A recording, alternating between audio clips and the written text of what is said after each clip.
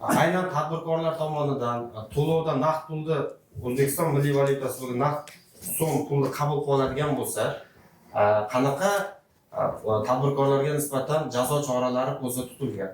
Bu turda hali soliq qo'mitasi miqyosida yoki soliq qo'mitasini tasarrufidagi quyi turuvchi organlarda birorta ko'rsatma yoki topshiriq, sanksiyalangan topshiriq kelib tushmagan. Hali amaliyotda deylik 246 chiqdi. 246 talabini buzdi. Buzganligi uchun soliq organi tomonidan boshqa tashkilot bilmayman.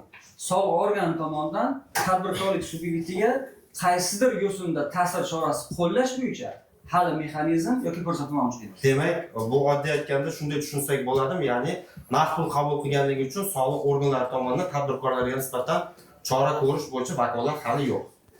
Soliq organida yo'q, endi boshqa tashkilotda borligi mumkin. Boshqasini qo'yib turaylik, siz bo'yicha. Soliq organida yo'q. Demak, soliq organlarida mavjud emas. Yo'q. Yaxshi. Chunki topshirig'imiz yo'q hali.